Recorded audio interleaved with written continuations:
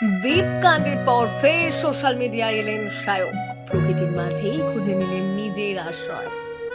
সায়কের post দেখে কি মন্তব্য করলেন অনুরাগীরা? ধারাবাহিকের পাশাপাশি ব্লগিং এর দৌলতে সোশ্যাল মিডিয়ায় অত্যন্ত পরিচিত মুখ সায়ক চক্রবর্তী। শুটিং ফ্লোরের কোটকাচালি থেকে নিত্যদিনের রোজনামচা সবটাই সায়ক ভাগ করে নেন অনুরাগীদের সাথে। কিছুদিন আগে পার্ক স্ট্রিটের বিখ্যাত অলিপাব রেস্তোরাঁয় খেতে গিয়ে অদ্ভুত পরিস্থিতির সম্মুখীন হন অভিনেতা। একটি ফেসবুক লাইভ করে সায়ক দাবি করেন মটন স্টেক অর্ডার করা হলেও বিফ স্টেক পরিবেশন করা হয়েছে তাকে। খাবার মুখে দেওয়ার পর তিনি ও তার বন্ধুরা বুঝতে পারেন সেটি মটন নয়, আদতে বিফ। এই ঘটনার পর সায়ককে কেন্দ্র করে শুরু হয় তীব্র বিতর্ক। এরপরে সোশ্যাল মিডিয়া থেকে নিজেকে সরিয়ে নিয়েছিলেন সায়ক। তবে কিছুদিনের ব্রেক সেরে ফের সামনে এলো সায়কের পোস্ট। কোনো ভিডিও বা লাইভ নয়, নিস্তব্ধভাবেই প্রকৃতির মাঝে যেন নিজেকে খুঁজে পেতে চাইলেন অভিনেতা।